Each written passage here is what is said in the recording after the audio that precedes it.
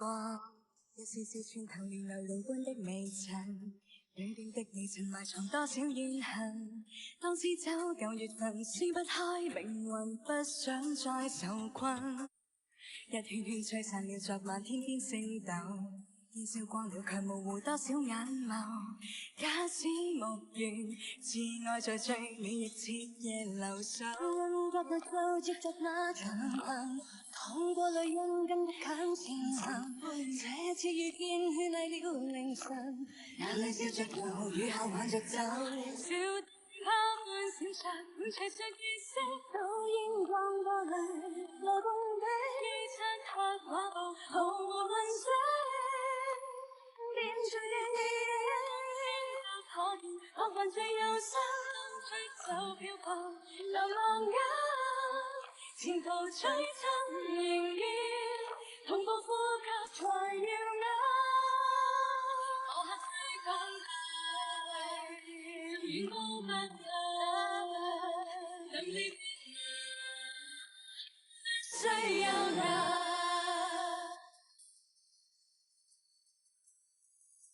不需要的。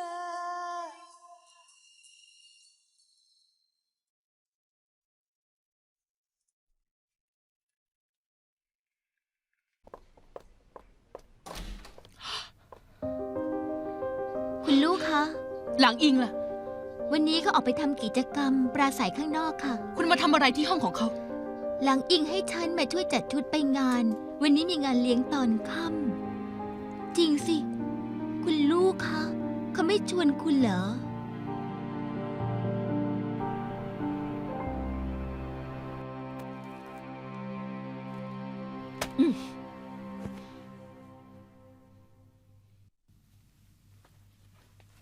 เ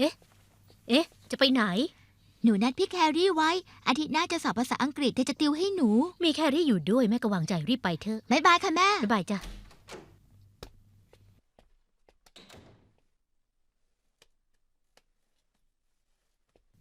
เสื่อซื่อ หืม ฉันให้เธอ300 หยวน ฝากเสื้อของขวัญให้เดซี่หน่อยสิ ทำไมต้องซื้อของขวัญให้เธอคะ เธอเนี่ยแรงน้ำใจจริงๆลืมวันเกิดเดซี่ไปได้ยังไง อ๋อ เธอนี่แย่จริงๆ ถึงว่าล่ะทำไมไม่มีคนชอบ แล้วคุณแม่จำวันเกิดฉันได้ไหมล่ะคะ เหมือนฉันก็จะไม่เคยได้ของขวัญจากคุณแม่เหมือนกัน ใครใช้เธอดื้อล่ะ ขอร้องละช่วยดูแลฉันเหมือนเดซี่หน่อย เดซี่ดีกว่าสะพ้ายอย่างเธออีก อ่ะ300 หยวน ช่วยตั้งใจเลือกของขวัญกลับมาให้ฉันด้วยล่ะ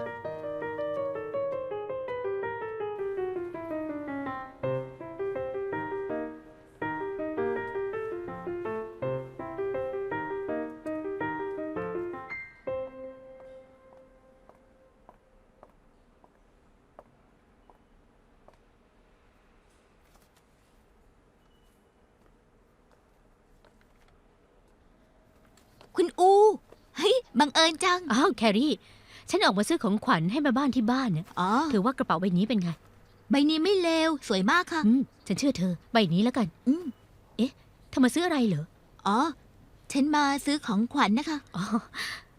จริงด้วย ซื้อเสร็จแล้วมีเวลาไหมคะ เราไปนั่งจิบกาแฟกัน เอาสิ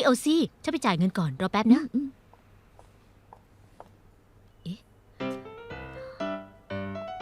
แล้วเธอมาอยู่นี่ได้ยังไง ลูกสาวฉันนัดติวกับเธอไม่ใช่เหรอ คุณอูอย่ากโกรธนะคะ ฉันอุตส่าห์ไว้ใจ ทำไมเป็นแบบนี้ไปได้ ขอโทษนะคะ ฉันเป็นคนช่วยหวงเหอเอง เพราะฉันอยากสนับสนุนเธอ หวงเหอให้ช่วยอะไร เธอไปไหนแล้ว เธอไปทำตามความฝันตัวเองค่ะ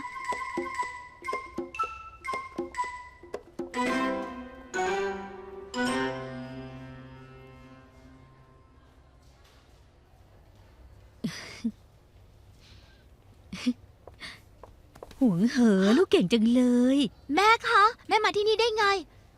พี่พาแม่เธอมาเอง หนูอุตส่าห์ไว้ใจพี่ แต่พี่กลับทำแบบนี้เฮ้ยพวกเธอสมกับเป็นแม่ลูกกันจริง ๆ แม้แต่คำด่ายังเหมือนกันเลย โห สวยจังเลยลูก ทำไมไม่พูดกับแม่ตรงๆล่ะ หนูกลัวแม่ไม่เห็นด้วย ตอนแรกแม่ก็โกรธจริงๆนั่นแหละที่โกหกแม่ แต่จากนั้นพี่แครี่ของลูกก็พูดกับแม่คำหนึ่งแม่ก็คิดได้ทันที เธอบอกว่าลูกฝันอยากเป็นดีไซเนอร์ชุดชั้นในเหมือนที่แม่อยากเปิดสตูสอนเต้น พอเราพูดออกมาทุกคนก็หัวเราะแล้วก็ดูถูกเราแถมบอกว่าทำไม่ได้หรอก แต่พวกเขากลับไม่เคยรู้ว่าความฝันนี้สำคัญกับพวกเราขนาดไหน และยังคิดว่าเราไม่มีวันทำได้ แต่ถึงคนไม่เห็นด้วยก็ไม่เป็นไร เราแอบไปทำเองก็ได้ ลองที่จะยืนหยัดดู สุดท้ายเราก็อาจจะทำไม่สำเร็จ แต่เราจะไม่มีวันเสียใจทีหลัง และจะรู้สึกพอใจ มีความสุข แบบนี้ใช่ไหมลูก อืม เพราะงั้นแม่ไม่มีทางโกรธลูกหรอก แม่จะไว้ใจลูกและซัพพอร์ตลูกทุกอย่าง แม่คะ หนูขอโทษ จากนี้ไปหนูจะบอกแม่ทุกอย่าง และจะไม่โกหกอีกแล้ว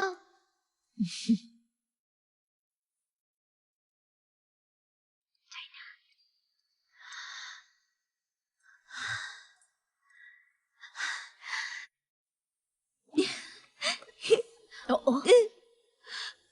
คุณเป็นแม่ที่ดีจังเลย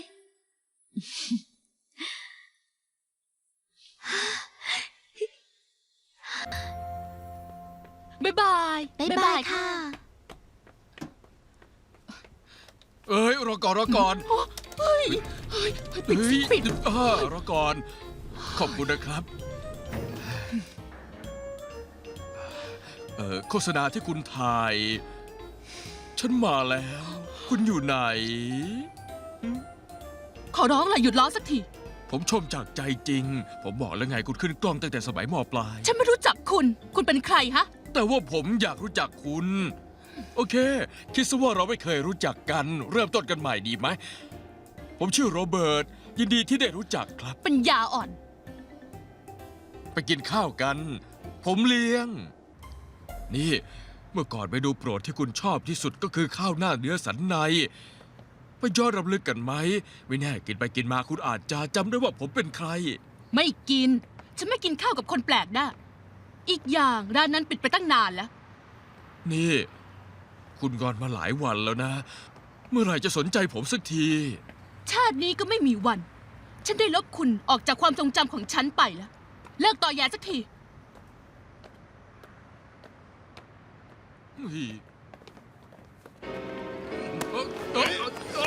อย่าหนีนะ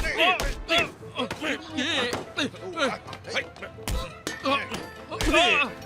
เฮ้ยนี่อย่าทำร้ายกันสิเอ้ยแจ้งตำรวจโถ่ปล่อยนะอย่า เฮ้ยอย่าซื่อบื้อรีบหนีสินี่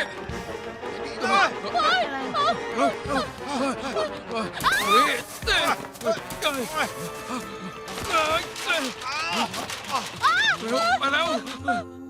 Somewhere over the rainbow, way up high.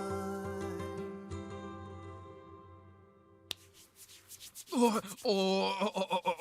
เบาๆหน่อยอย่าเร่งทำแรงสิผมเจ็บนะ ไปทำอะไรมาฮะ ไปโกหกผู้หญิงคนไหนมา ถึงได้ถูกคนอื่นกระทืบเนี่ย ไม่ใช่ ผมกลับมาครั้งนี้รู้จักคนอินเดียคนหนึ่งบนเครื่องนะเขาหวังดีแนะนำให้ผมไปพักที่จุงกิงแมนชั่น จากนั้นก็ชวนผมทำธุรกิจทำแกงกะหรี่อินเดีย จากนั้นก็หลอกเอาเงินผมไป แถมใช้ชื่อของผมยืมเงินคนอื่นไปทั่ว คนที่กระทืบผมเมื่อกี้ก็คือพวกแก๊งทวงหนี้นั่นแหละ ทำไมโง่ขนาดนี้เชื่อไปได้ยังไง ฉันนึกว่าคุณเป็นพวกไร้ความรับผิดชอบ หนีไปเหมือนเมื่อก่อนซะอีก ผมไม่เคยโกหกคนอื่น เลยถูกคนอื่นหลอกอะแล้วก็อยู่จนแบบเนี้ยอุ๊ย คุณอย่าคิดยืมเงินฉันนะ โอ้ ฉันไม่มีให้หรอก เฮ้ย ไม่ยืมเงิน แต่ขอพักด้วยได้ไหม ห้องฉันเล็กจะตาย อยู่กัน2 ต่อ 2 ไม่ได้หรอกนะ นี่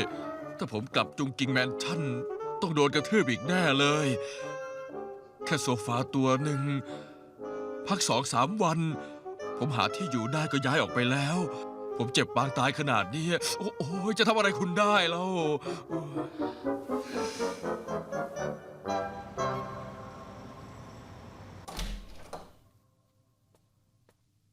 กินข้าวกัน หรือมาชิมข้าวแกงกะหรี่ที่ผมทำกับเธอ อยจริงเหรอ กินแล้วค่อยว่ากัน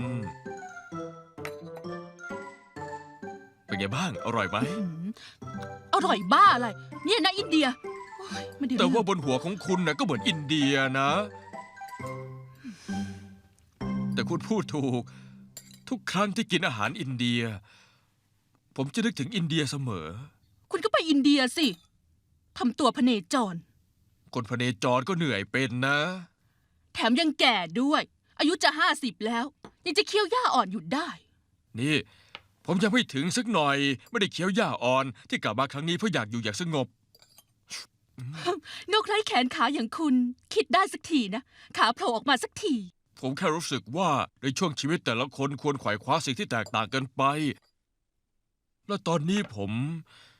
อยากตามหาผู้หญิงสักคนที่จะพร้อมจับมือกับผมไปจนแก่เฒ่า แล้วคุณหาเจอหรือยัง ยังไม่เจอ หายากขนาดนี้เลยเหรอ ฉันว่าคุณไม่ยอมทิ้งป่าทั้งเอเคอร์เพื่อต้นไม้ต้นหนึ่งมากกว่านะ ผิดแล้ว ผมเตรียมพร้อมที่จะหาใครสักคนเข้ามาแบ่งปันโลกทั้งใบของผม แต่น่าเสียดาย ผู้หญิงพวกนั้นน่ะคิดแต่จะเปลี่ยนแปลงผู้ชาย ตัดแขนตัดขาพวกเขา ทั้งหมดเลย กระทั่งอยากมัดพวกเขาแล้วก็ขังไว้ที่บ้าน หลังจากนั้นก็ใช้ความรักมาเป็นข้ออ้างกอดรัดพวกเขาเอาไว้จนวินาทีสุดท้ายของชีวิตตายแล้ว ฉันไม่เชื่อว่าผู้หญิงทุกคนเป็นแบบนี้ จริงเหรอ จริงสิ ฉันไม่เคยทำกับผู้ชายแบบนี้ คุณท ไม่ได้ทำ ำคุณทำตอนเราคบกันคุณทำแบบนั้น ไม่ได้ทำ ตอนนั้นฉันไม่เคยขออะไรคุณเลย และคุณก็ทิ้งฉันไปไม่ใหญ่ดี ที่ผมไปเพราะคุณอยากเปลี่ยนแปลงผม อยากกักขังผมตลอดไป ฉันไม่เคยพูดนะ คุณทำจิ๊บเป็นคนบอกกับผมเองนะ นี่คือแม่น้ำเทมแม่น้ำที่มีชื่อเสียงของประเทศอังกฤษสะพานลอนดอนอยู่ตรงนี้บิ๊กเบนอยู่ตรงนี้ หลังจากเที่ยวลอนดอนเสร็จแล้วจะไปนั่งรถไฟ ไปเคมบริดจ์เราจะล่องเรือไปด้วย อ่านกลอนของซูจิโม่ไปด้วยฉันไปอย่างเชื่องช้า ก็เหมือนกับที่มาอย่างนิ่มนวล ฉันไม่เข้าใจ ขอแค่ฉันได้อยู่เคียงข้างคุณก็พอแล้ว คุณไปไหนฉันไปด้วย แต่ถ้าไปพเนจรกับผม คุณต้องกินขนมปังนอนข้างทางลำบากมากเลยนะ ฉันไม่กลัว ฉันคิดว่าโรแมนติกจะตาย ขอแค่ฉันได้อยู่เคียงข้างคุณ ไปเรื่อยๆก็มีความสุขแล้ว แล้วป้าคุณล่ะเธอยอมให้คุณดรอปเรียน1 ปี เพื่อไปยุโรปกับผมเหรอ เธอตอบตกลงอยู่แล้ว เธอแทบอยากให้ฉันออกไปเร็วๆ ไม่ต้องเสียเงินเลี้ยงฉัน อืมงั้นให้ผมพาคุณไปล่องเรือนะ มีคุณอยู่จะทำอะไรฉันก็มีความสุข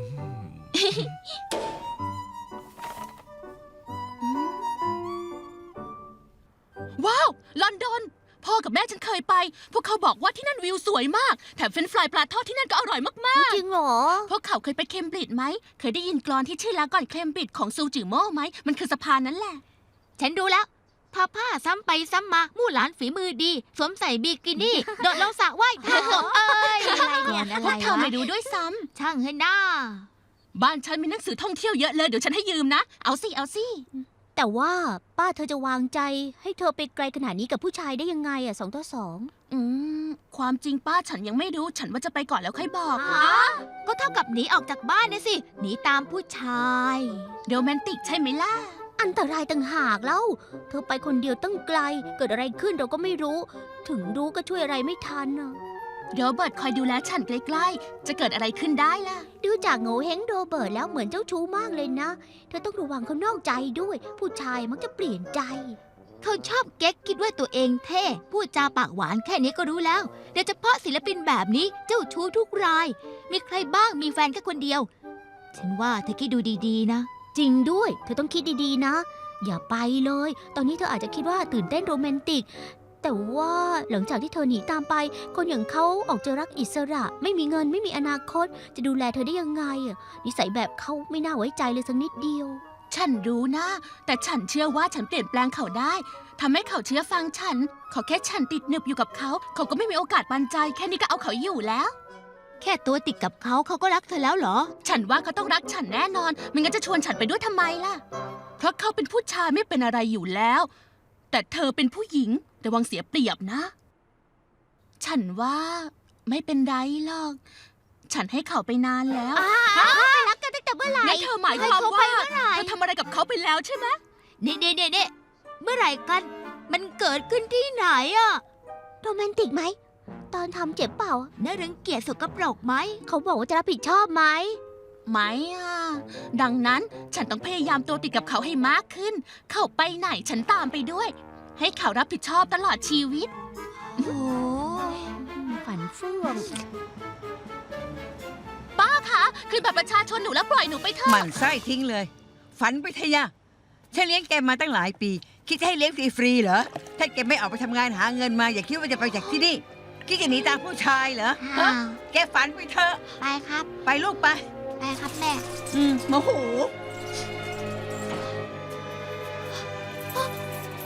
ป้าคะ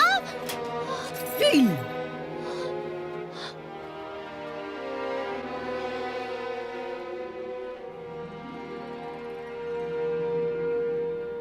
หวัดดี ฉันเอาหนังสือมาให้จูลี่ เธอไม่อยู่เหรอ เธอไม่ได้อยู่กับเอ็มคลับเหรอ ผมไม่เห็นเธอมา2 วันแล้ว เราก็เหมือนกันโทรไม่ติดมาหลายวันแล้ว เกิดอะไรขึ้นหรือเปล่า น่าจะไม่นะ เธออาจจะอยากทำตัวเป็นเด็กดีก่อนหนีตามคุณไปก็ได้ เพื่อไม่ให้ป้าเธอสงสัย ป้าของเธอรู้เรื่องนี้ไม่ใช่เหรอ แน่นอนว่าไม่รู้ ถ้ารู้เธอต้องถูกฆ่าแน่ ผู้ปกครองที่ไหนจะยอมให้ลูกหลานตัวเองหนีออกจากบ้านไปกับผู้ชายล่ะ คุณน่ะ พอถึงยุโรปแล้วดูแลจูลี่ให้ดีๆล่ะ ห้ามเจ้าชู้นอกใจเธอเด็ดขาด จูลี่ให้คุณไปทุกอย่างแล้ว คุณต้องรับผิดชอบนะ ผมต้องรับผิดชอบอะไร ผมไม่เคยรับปากอะไรเธอเลย เธออยากตามผมไปยุโรปต่างหาก เธอต้องไปกับคุณอยู่แล้ว ไม่งั้นจะมัดใจผู้ชายอย่างคุณได้ยังไง จูลี่บอกว่าจะเปลี่ยนให้คุณเป็นแฟนที่เชื่อฟังเธอกอดคุณไว้ตลอดชีวิต เราได้ให้เพื่อนรักของเรากับคุณแล้วนะ นี่ ถ้าคุณดูแลจูลี่ไม่ดีแล้วก็ พวกเราเอ็มคลับ ไม่ปล่อยคุณไปแน่นอน กลัวไหมล่ะ กลัว ผมกลัวแล้วจริง 96 54 97 51ทำไมนายโง่จัง ท่องนานขนาดนี้ยังจำไม่ได้อีก แหละ ไหนลองท่องเองสิ 2 1 2 2 4 2 3 6 แม่บอกว่าต้องใช้กุญแจเปิดประตู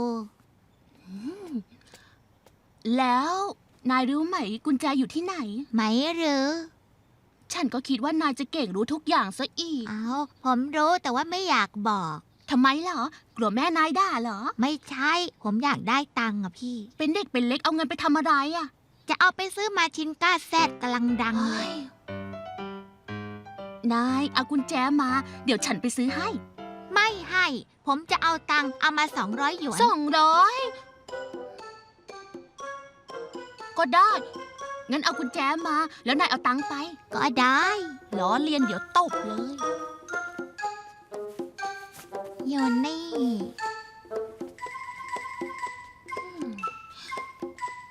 เงินมักของ 200 ไป หยวน อ่ะ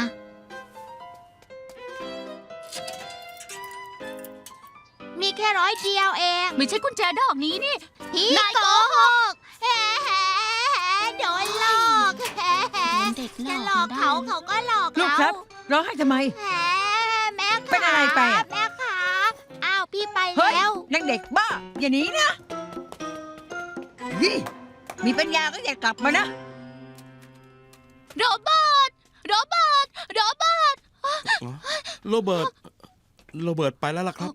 เขาเลิกงานกลับบ้านก่อนเหรอคะ เขาไปลอนดอนแล้ว มีไปตั้งแต่เช้า ไม่มีทาง เราตกลงกันแล้วว่าจะไปพร้อมกัน เขาเปลี่ยนตัวกระทันหัน บินไปแล้วครับ อยากให้ผมช่วยจัดการอุปกรณ์ เขาได้ฝากจดหมายให้ฉันไปตามหาเขาที่ไหนไหมคะ อืม เขาได้บอกไหมว่าจะกลับมาเมื่อไหร่ อืมอืม อ้อทำไมเป็นแบบนี้ โอ้โอ้ อย่าเป็นแบบนี้สิ เธอร้องไห้จนฉันอยากร้องตามแล้ว จะไปหยิบทิชชู่มาให้นะโอ๊ย ฉันไม่รู้ว่าทำไมถึงเป็นแบบนี้ แล้วเธอได้ทะเลาะกับเขาหรือเปล่า เปล่านะ ฉันถูกป้าขังไว้ที่บ้าน เธอไม่ให้ฉันจับโทรศัพท์ด้วยซ้ำเฮ้ย ฉันก็นึกว่าเขาจะดีกับเธอ เธอไม่จำเป็นต้องร้องไห้ให้ผู้ชายเป็นปล้อนหลายใจแบบนั้นเขาหนีไปโดยไม่บอกลาสักคำเขาเป็นคนชั่ว ห้ามเสียน้ำตาให้เขาเจนี่พูดถูกแต่ไปทิ้งเธอที่ยุโรปจะยิ่งแย่ไปใหญ่ บ้านก็กลับไม่ได้เลยนะ ตอนนี้ฉันกลับบ้านไม่ได้แล้ว ฉันตัดขาดกับป้าไปแล้ว คืนฉันกลับไปแบบนี้ ป้าไม่มีทางให้ฉันเข้าบ้านแน่ๆต้องตีฉันตายแน่เลย ฉันควรทำยังไงต่อไปดี เธอนอนที่สตูไปก่อนก็ได้ ช่วงนี้แม่ฉันกลับไปดูแลยายที่บ้านนอกนะ2-3 วันนี้น่าจะยังไม่กลับ จริงด้วย นอนที่นี่ไปก่อน แล้วค่อยคิดหาวิธีการโอเคไหม ไม่ได้ ฉันจะไปหาโรเบิร์ต ทำไมต้องหลงเขาขนาดนี้ เออ โรเบิร์ตมีอะไรดี ฉันจะช่วยเธอจีบผู้ชายคนอื่น ไม่ได้ ฉันเสียโรเบิร์ตไปไม่ได้ โอ๊ย ทำไมจะไม่ได้อะเธอยังมีพวกเรานะ อืม มีพวกเธอก็ไม่ได้ ฉันเห็นเจ้านี่อยู่ในห้องน้ำอ่ะ นี่มันที่ตรวจคันนี่จูลี่ เธอ ด้านบนมีขีดแดง2 ขีด มีแล้วเหรอ จูลี่เธอท้องแล้วล่ะ ใช่แล้ว ฉันมีลูกกับเขา เฮ้ยแสบหัวไปหมดแล้วใจเย็นๆเบาๆไม่ต้องร้องไม่ต้องร้อง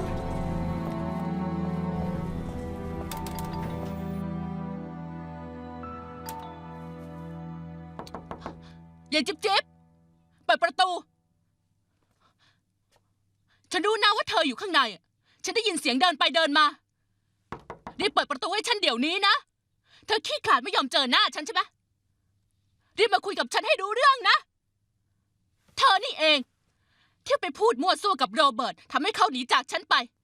ถ้าไม่ใช่เพราะเธอลูกสาวฉันคงไม่กำพร้าพ่อ และฉันก็ไม่ต้องเป็นม่ายเพราะเธอทำให้ครอบครัวฉันไม่มีความสุข เปิดประตู ออกมาเดี๋ยวนี้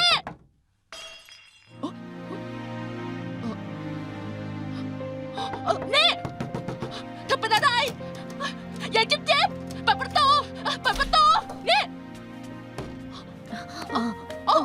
ทำไมเมาแบบนี้โถเอ้ยฆ่าตัวต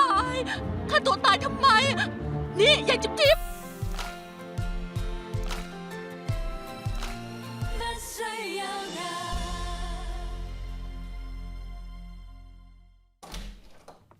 愛。 เป็นไงบ้าง เป็นไงบ้าง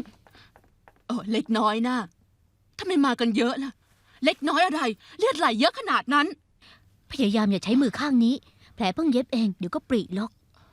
เธอน่ะ เล่นอะไรไม่เล่น เล่นฆ่าตัวตายแบบนี้ ตกใจหมดเลย ไม่ใช่นะ ฉันไม่ได้ฆ่าตัวตาย ฉันก็แค่เมาไม่ระวังทำแก้วแตก เผลอทำโดนมือเป็นแค่อุบัติเหตุ อย่าโกหกพวกเราเลย เรารู้ว่าเกิดอะไรขึ้นทำไมโง่ขนาดนี้ ถึงไม่มีความสุขก็ไม่ควรทำแบบนี้ ถ้าจะต้องตาย ไอ้บ้ากามนั่นเสียต้องตาย เขาต่างหากที่นอกใจทำให้เธอต้องเสียใจแบบนี้ จริงด้วย ผู้ชายเร็วๆแบบนั้น เธอไม่ควรคบกับเขาด้วยซ้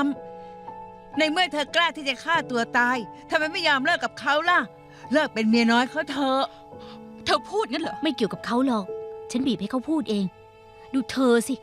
มีอะไรก็เก็บไว้ในใจ มีเรื่องไม่สบายใจอะไรก็ไม่ยอมพูดออกมา ฉันเป็นห่วงเธอนะที่เห็นเธอเอาแต่ดื่มเหล้าแบบนี้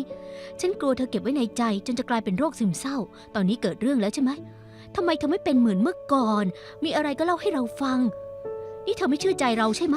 หรือว่ารู้สึกกดดัน จริงด้วยอย่าจิ๊บเราทุกคนเป็นห่วงเธอนะ ฉันไม่ได้อยากปิดหรอก แต่ฉันไม่กล้าพูด พวกเธอก็รู้ ตั้งแต่เล็กจนโตฉันเป็นคนพูดมาก เผลอทำร้ายคนอื่น ตัวเองไม่รู้ด้วยซ้ำ เธอพูดถูก ถ้าไม่ใช่เพราะฉัน เธอคงไม่ต้องเลิกกับโรเบิร์ต เรื่องที่เธอคลอดลูกที่สตูฉันโพธนาไปทั่ว ฉันไม่รู้เป็นเพราะฉันหรือเปล่าทำให้ลูกสาวเธอหาย ความจริงหลังจากเกิดเรื่องนี้ขึ้น ฉันรู้สึกผิดมาตลอด ขอโทษนะ ไม่ใช่หรอก เพราะฉันพูดมากเลยทำให้เกิดเรื่องแบบนี้ หลังจากนั้นฉันก็เตือนตัวเองเสมอ อย่าพูดมาก ทางที่ดีอย่าพูด พอได้รับราชการ ดีเลย ทุกอย่างต้องเป็นความลับ และต้องรักษาภาพลักษณ์ในทุกวันฉันต้องคิดก่อนพูดทุกอย่าง เป็นเครื่องบันทึกเสียงเคลื่อนที่ ซ้ำแล้วซ้ำเล่า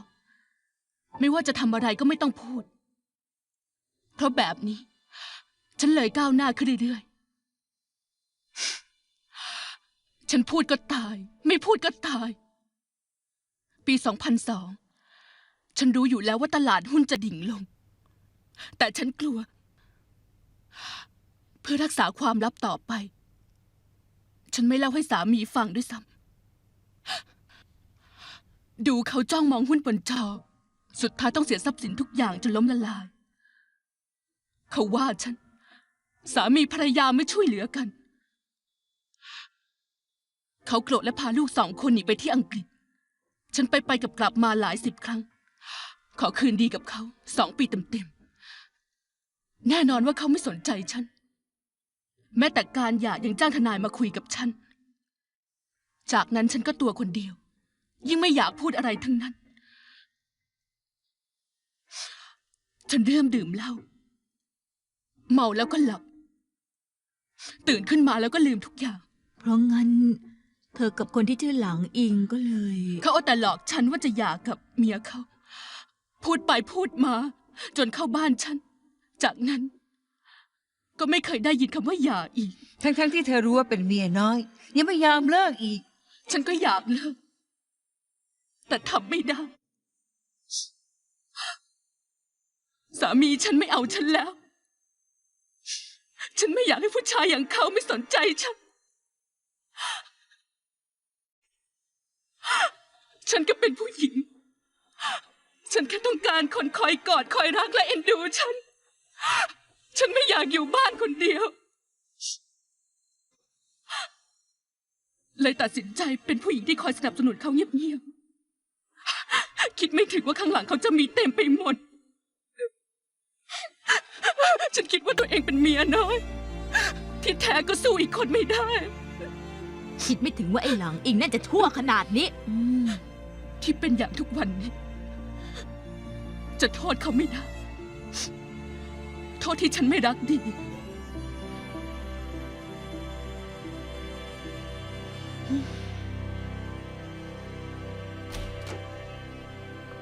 วันดียินดีต้อนรับ วันนี้ผ่านการคัดสรรจากเชฟ ขอเสนอเมนูไก่ย่าง และต้มยำกุ้ง ไม่เป็นไร ยังมีไวน์ที่คุณชื่นชอบอีกนะ เป็นไงบ้าง กลับดึกขนาดนี้คุณไปแต่เช้าแล้วนะ ฉันนัดเพื่อนไว้ ไม่ต้องบอกคุณก็ได้มั้ง ไม่ต้องแฮมากินข้าวก่อน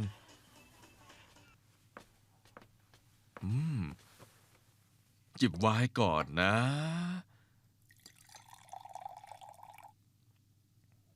เป็นไง เผ็ดนิดหน่อย จริงสิเพิ่งนึกขึ้นได้ วันนี้เก็บกวาดบ้านในคุณ ที่พื้นมีแต่สายไฟอันตรายมากเลยนะ ผมก็เลยช่วยหมวนเก็บ ส่วนโคมไฟนี่ที่คุณใช้อ่านหนังสือ ผมก็เปลี่ยนให้แล้วนะ ไฟไม่พอจะทำให้สายตาเสีย อีกอย่าง รูปใบนี้ ที่คุณกอดเด็กคนหนึ่งเอาไว้ ตาโตแป๋วแหววน่ารักจังเลย ลูกของใครเหรอ ตอนนี้คงโตแล้ว อายุเท่าไหร่ อย่ามายุ่งกับของฉัน แค่สงสัยเอง คิดจะไปเมื่อไหร่ ก็ผมบอกแล้วไง ผมอยากอยู่อย่างสงบ Cheers จากนี้ล่ะ เรื่องอนาคตใครจะไปรู้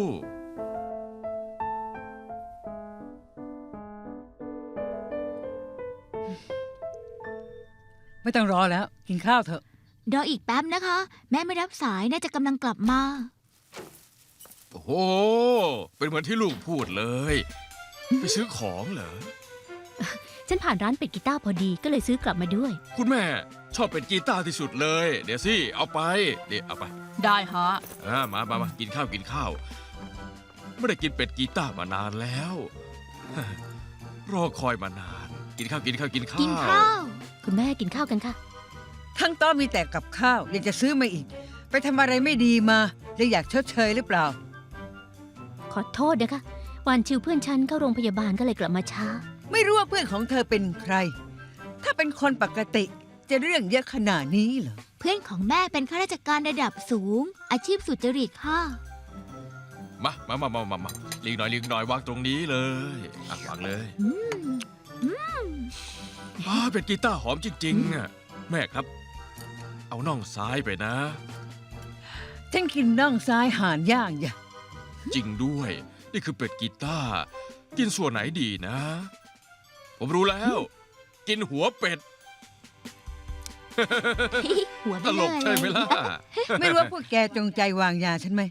เป็ดกินไม่ย่อยนะ ฉันไม่สบาย ฮะ แม่ไม่สบายตรงไหน ถุงน้ำดีฉันมีปัญหา อ๋อ น่าจะไม่เป็นไรค่ะ หมอบอกว่ากินได้ จริงด้วยครับ เออ อ๋อ ถ้าไม่กินเป็ดก็กินเมนูอื่นสิครับแม่ กับข้าวเต็มโต๊ะเลยเนี่ย หมูผัดซอสอ่ะ ถ้าย่าไม่กิน งั้นหนูกินน่องซ้ายนะ นี่ หอมฉุยเลย งั้นแม่กินน่องขวา นี่เคยได้ยินนิทานเรื่องของรงสละสาลี่ไหม แล้วพ่อล่ะ เฮ้ยอ่ะก็ได้ก็ได้ ให้พ่อก็ได้อ่ะ อ่าให้กัดคำนึง ดีขอบคุณ ไม่ให้หรอกหรอก เฮ้ย รวมหัวกันแกล้งพ่อเหรอ ลอยไปลอยมา โอ้ยแย่ ไม่ อ้าว ขอบคุณจ้า นี่ หึ ทริปยุโรป 9 วันของเว็บไซต์นี้เนี่ยเหมาะกับทุกวัยไปสวิตซื้อนาฬิกาให้แม่ จากนั้นก็พาลูกไปเที่ยวที่ลอนดอนได้เที่ยวที่ทุกคนชอบ ดีค่ะ ขอแค่พวกเธอมีความสุข ให้พวกเธอกลับมาก่อน เราค่อยไปเที่ยวฟลอเรนซ์สัก2 วัน คุณจะช้อปปิ้งหรือจะเดินเที่ยวรอบเมืองก็ได้นะ ดีค่ะ แต่คุณมีเวลาว่างเหรอคะ โธ่แค่โยกเวลานิดหน่อยก็ได้แล้ว ถึงเหนื่อยก็ไม่เป็นไร ขอแค่ผู้หญิง3 คนในบ้านแฮปปี้ผมก็ดีใจแล้ว พี่รักใจดีจัง ถ้าเทียบกับเพื่อนคุณแล้ว ถือว่าชีวิตคุณดีที่สุดแล้วนะ คุณเพิ่งรู้เหรอ อืม เฮ้ย ถอนหายใจทำไม ก็ฉันเพิ่งจะดึงเอ็มคลับเข้ามา แต่ตอนนี้ซินดี้ยังไม่หาย ส่วนจูลี่ก็แยกออกไป ตอนนี้ยังเกิดเรื่องกับหวานชิว ฉันว่าเอ็มคลับคงวงแตกอีกรอบ ไม่มีงานเลี้ยงไหนไม่เลิกราหรอก พูดจาให้กำลังใจกันหน่อยได้ไหมเนี่ย ไม่ได้ อืม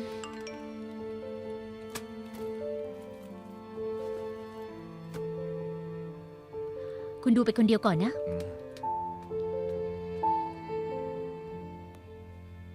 กลับมาบ้าน เห็นลูกผมเปิดตู้เก็บรองเท้า ยังสวมรองเท้าอีก ทำไมถึงใส่หมวกล่ะ คุณอย่าบอกนะว่ามันเลือกเสื้อผ้าเป็นด้วยอะ คิดได้พอดี อยากเห็นลูกสาวใส่ชุดผู้ชายสักหน่อย คุณนึกขึ้นมาได้เมื่อไหร่ว่าอยากแปลงร่างเป็นผู้หญิงล่ะ โอ้โห ทำไงเป็นงั้น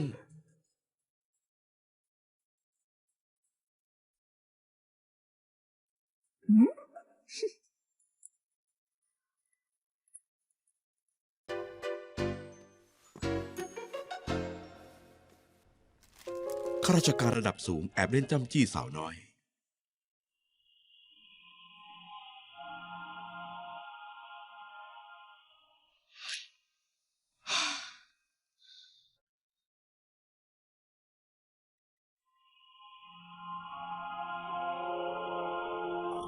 ยายจิ๊บจิ๊บอ้าว เอ๊ะ นี่คุณพยาบาล ฉันอยากรู้ว่าลู่หวานชิวไปไหนแล้วคะ วันนี้เธอออกจากโรงพยาบาลแล้วค่ะ อ้าว คุณลูกกลับมาสักที คุณหลังอิงตามหาคุณอยู่ค่ะ ทำไมคุณไม่รับสายผม ผมตามหาคุณทุกวัน คุณดันมาหายตัวตอนผมเกิดเรื่องใหญ่ ฉันได้แผลตรงข้อมือเลยไปรักษา คุณอย่ามาเล่นเกมตอนนี้นะ ไฟลนก้นผมแล้ว รีบหาน้ำมาดับเร็ว คุณเคยคิดถึงความรู้สึกฉันไหม ผมไม่ได้อยากเมินคุณ แต่ตอนนี้ผมยังเอาตัวไม่รอด ตอนนี้ผมถูกนางผู้หญิงคนนี้ทำให้เดือดร้อน เห็นชัดๆว่าฝ่ายตรงข้ามส่งเธอมาหลอกล่อผม ไม่งั้นจะถ่ายมุมได้เป๊ะเลยเห็นชัดขนาดนี้ได้ยังไง ยังมีนางนี่อีก ผมไล่เธอออกแล้ว วันชิว ตอนนี้ผมมีศัตรูรอบด้าน ผมขาดคุณไม่ได้ ผมจะไม่เชื่อคนอื่นอีกแล้ว และเชื่อใจใครไม่ได้อีก ผมขาดคุณไปไม่ได้หวานชิวนะ ขอโทษนะ เมื่อกี้หมอว่าไง หมอว่ามือคุณเป็นยังไงบ้างอะ เรียกนักข่าวจัดการแถลง ช่วงนี้มีข่าวของหลังอิง อีกสักครู่หลังอิงจะมาอธิบายด้วยตัวเองคำถามของทุกท่าน สามารถถามได้หลังจากจบการแถลงข่าว เกิดเรื่องขึ้นแบบนี้ความเชื่อมั่นของหลังอิงหายไปหรือไม่ เป็นไปได้ คะ ไหมประชาชนไม่เชื่อมั่นเขา ได้ข่าวว่าหลังอิงจะเข้าร่วมเลือกตั้งพอเปิดเผยได้ไหมครับ ใช่ เปิด ค่ะ เผยได้หรือเปล่า ตอบหน่อยครับ ไม่ได้ เป็นไป ค่ะ ได้ไหมครับ พูดหน่อยค่ะ ฉันกับหลังอิงทำงานร่วมกันมา10 กว่าปีแล้ว ฉันเชื่อมั่นการทำงาน การเข้าหาคนของเขามาก ฉันเชื่อมั่นในตัวเขาค่ะ ฉันเชื่อว่าเขาเป็นสามีที่ดี โอ้มั่น ห มา ลั ก งอิงมาแล้ว เอ้ยหลังอิงมาแล้ว คิดยังไงกับเรื่องนี้ค พูด รั ห บ น่อยค่ะ ช่วยพูดหน่อยครับ พูดยังไงนะครับ ตอบหน่อยนะครับ พูดอะไรหน่อยสิคะ กับเราคิดยังไงครับ มือกันมาเลยนะคะ ใช่ครับ ทางโน้นดีกว่า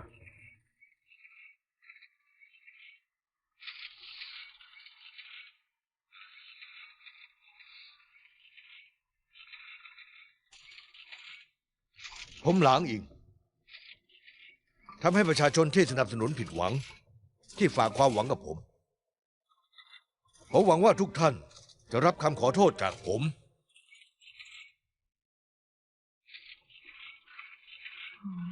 เป็นคนดีนะคะเนี่ยสาดเข้าไปแบบหยุดกล้องนี้หน่อยค่ะกล้องนี้ค่ะ มองทางนี้ค่ะ มองทางนี้ เพราะความหน้ามืดตามัว ซูมเข้าไปซูม กระทำสิ่งที่ผู้ชายต้องเคยกระทำผิด ดังนั้นทำให้ประชาชนที่สนับสนุนผม เพื่อร่วมงานของผมทุกคน ค่ะ ครอบครัวของผม เพื่อนพ้องของผมทำให้พวกเขาผิดหวัง แต่สิ่งที่ผมเสียใจที่สุด ก็คือการที่ทำให้ภรรยา ที่คอยสนับสนุนผมด้านหลังผิดหวัง น้ำตาคลอ ผมขอโทษ เป็นคนรักครอบครัวนะคะเนี่ย เป็นเรื่องละเอียดอ่อนจริง ๆ เรื่องนี้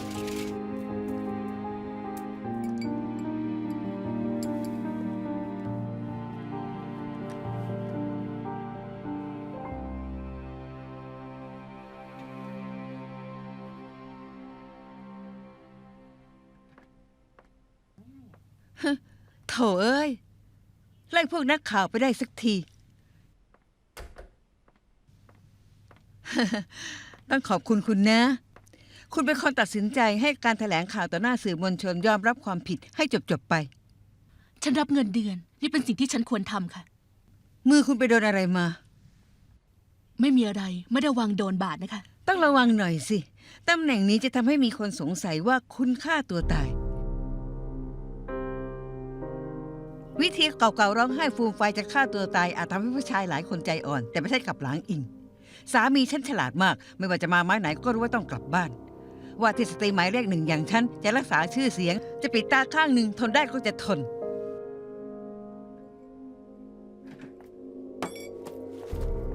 หยุดนะ ฉันยังพูดไม่จบ คุณรู้ไหมว่าฉันเกลียดสายตาเครียดแค้นแบบนี้ อย่าคิดว่าช่วยหลังเองได้แล้วคุณจะอยู่เหนือกว่าเขาขาดคุณไม่ได้ อย่าคิดว่าเขาจะเลิกกับฉันเพื่อแต่งงานกับคุณนะ และอย่าเพ้อฝัน ว่าคุณจะเป็นผู้หญิงคนสุดท้าย คุณพูดอะไรเนี่ย มันคนที่กำลังฝันอยู่คือคุณนะ สารเลว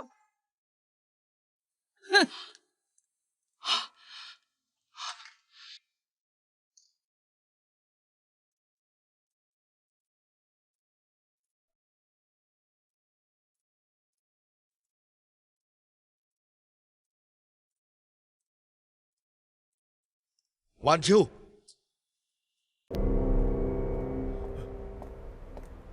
คุณบ้าไปแล้วเหรอ คิดว่าช่วยผมได้แล้ว จะทำอะไรก็ได้อย่างนั้นเหรอ ยังไงเธอก็คือคุณนายหลี คุณไม่ไว้หน้าเธอก็ต้องไว้หน้าผมบ้าง ฉันไม่ไว้หน้าเธอยังไง คุณไปพูดกับเธอว่าระหว่างเรามีอะไรกัน คุณยังบอกว่าผมจะเลือกคุณไม่เลือกเธอ แถมคุณยังตบหน้าเธออีก คุณฟังไว้นะ ถ้าคุณเชื่อฟัง ผมจะเจ็ดเวลาไปหาคุณบ้าง ถ้าคุณได้คืบจะเอาศอก ก็อย่าหวังเลย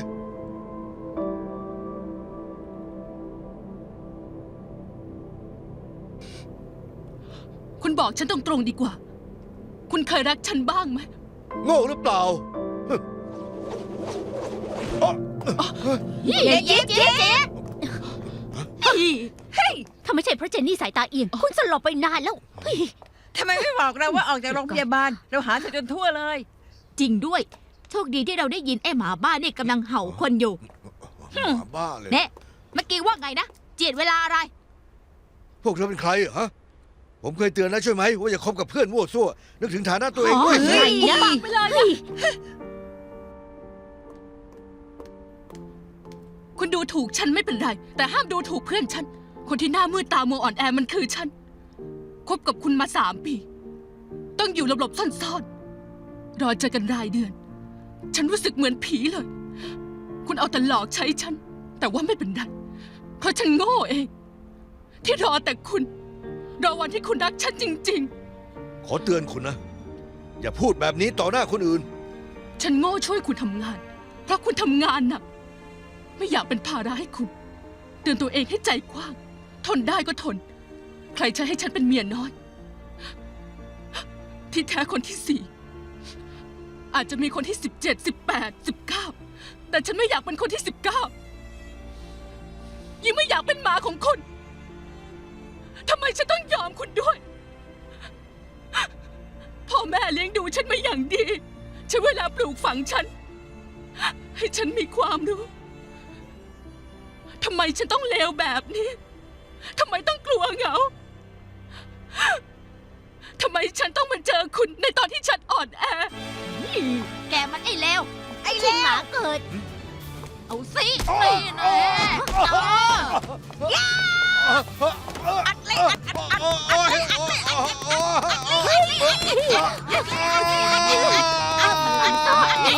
ฉันทำอะไรดีอะ ปิดหัวเขา เอาปิดหัวปิดที่คอ หวานชิวหวานชิวช่วยผมด้วยหวานชิวผมรู้ว่าผมแสดงออกไม่เก่ง ผมตั้งใจทำงานหวานชิวผมรักคุณนะโอ้ยแล้วที่คุณถามผมว่า เธออย่าไป สามี เชื่อ ผมรักคุณไหม อย่าเชื่อ ผมบอกได้เลย อย่าไป ผ ฟั ม ง รัก คำ คุ พู ณ ด มาต ผู้ ล ชาย อดนะ เร็วๆอย่างเขานะ หยุดนะ หวานชิว ฮะอ้าวเตรียมโหน ใกล้ตายแล้วนี่ ควรพูดความจริงนะ แน่นอนสิ ผมรักคุณจริง ไม่เลย คุณไม่เคยรักฉัน ทุกอย่างไม่ใช่ความจริง คุณไม่เคยรักฉัน คุณรักแต่ตัวเอง ไอเห็นแก่ตัวเอ้ย ต่อเลย รับทราบ หวานชิว อ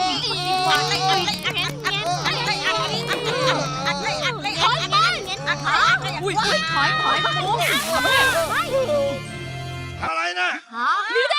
จะอยู่เพื่อ